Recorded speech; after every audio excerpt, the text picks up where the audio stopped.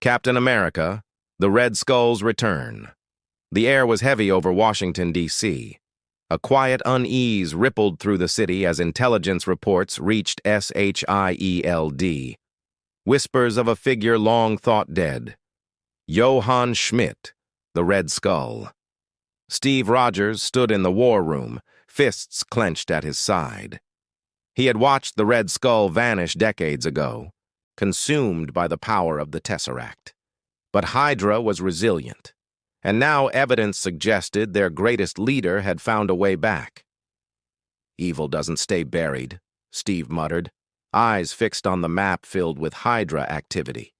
The trail led him to an abandoned fortress in the Bavarian Alps.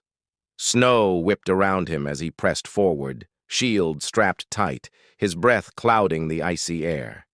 Inside, he found laboratories buzzing with twisted experiments, failed super soldiers lying in glass chambers, mechanical monstrosities clattering in the shadows. And then he heard the voice, cold, familiar, venomous. Ah, Captain Rogers, still clinging to hope in a world that no longer has any. The Red Skull emerged from the dark, face more grotesque than ever, scarred from decades of torment. In his hand, a vial of glowing crimson liquid pulsed with unstable energy. "This," Skull hissed, raising it high, "is perfection. A new serum, stronger than yours, Captain. An army the world cannot resist." Steve stepped forward, shield raised. "The last time you chased power, you lost everything. It ends the same way tonight."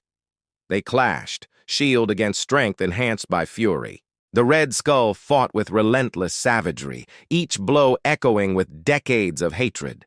Steve countered with precision, his shield absorbing the strikes, his body driving forward with the will of a soldier who never surrendered. But the fortress began to collapse around them, machines sparking, walls shattering under the strain of the unstable serum. The vial slipped from the Skull's grasp, smashing against the floor in a flash of fire and smoke. Steve dragged himself to safety as the fortress imploded behind him.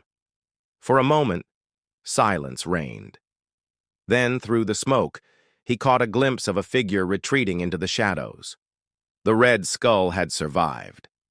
Steve stood tall, shield gleaming in the moonlight. "If you're back, then so am I." The war wasn't over. It had only begun again.